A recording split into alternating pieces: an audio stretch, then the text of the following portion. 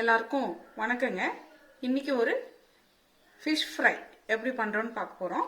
அதுக்கு நான் 1/2 kilo pomfret fish எடுத்து வச்சுருக்கேன்.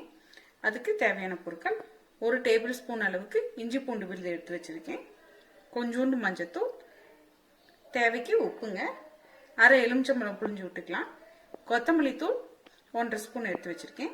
நாங்கள் ஃபிஷ் ஃப்ரை மசாலா கடையில் வாங்கினது தாங்க, அது ஒரு பெரிய ஸ்பூன் எடுத்துருக்கேன். வரமிளகாத்தூள் 2 ஸ்பூன் எடுத்து வச்சிருக்கேன். 2 இனுங்க கருவேப்பிலை எடுத்து வச்சிருக்கேங்க. வாங்க இந்த மசாலா எப்படி கலக்கிறதுன்னு பார்க்கலாம். பாருங்க, இஞ்சி பூண்டு விழுது, கொஞ்சமா மஞ்சத்தூள், தேவையான அளவு உப்பு, வரமிளகாய் தூள், கொத்தமல்லி தூள், ஃபிஷ் ஃப்ரை மசாலா போட்டு நல்லா மிக்ஸ் பண்ணிக்கிங்க.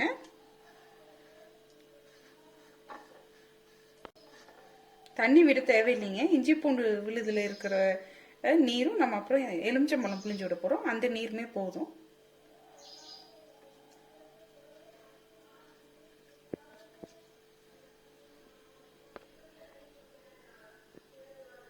கருப்புல கிள்ளி போட்டுக்குங்க.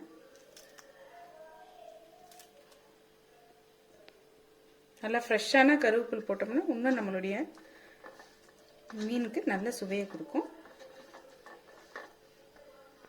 நம்ம ரெடி பண்ணியிருக்க மசாலாங்க மீனோட எல்லா பக்கங்களிலும் நல்லா தடவி விட்டுக்குங்க.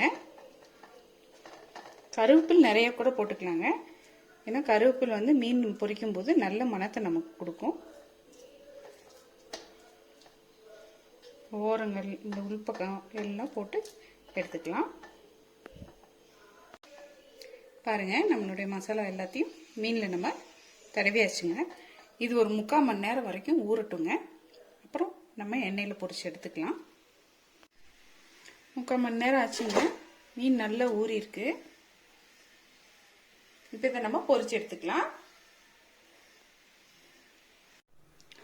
ஒரு கடாயிலிங்க 100 ml கடலெண்ணெய் விட்டுருக்கேன். எண்ணெய் நல்லா காயட்டும், அதுக்கப்புறமா நம்ம மீனை போட்டு பொரிச்சுக்கலாம். எண்ணெய் நல்லா காஞ்சிருச்சுங்க.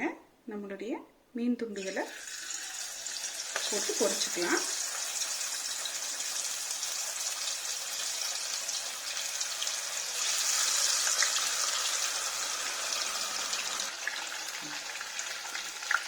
ரெண்டு பக்கமும் ஒரு 5 நிமிஷம் போட்டு வறுத்து எடுத்துக்கலாம். மீன் உடையாம அழுங்காம திருப்பி விட்டுருங்க.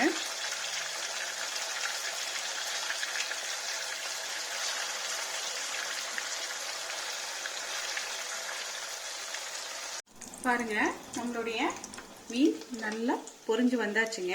இதை எடுத்து இப்ப வேற தட்டுக்கு மாத்திக்கலாம். பாருங்க, நம்மளுடைய மீன் வறுவல் ரெடி ஆயிடுச்சுங்க. நீங்களும் வீட்டில் செஞ்சு பாருங்க. உங்களுடைய கமெண்ட்ஸை எங்களுக்கு அனுப்புங்க. நம்ம சேனலை லைக் பண்ணுங்க, ஷேர் பண்ணுங்க. வணக்கங்க.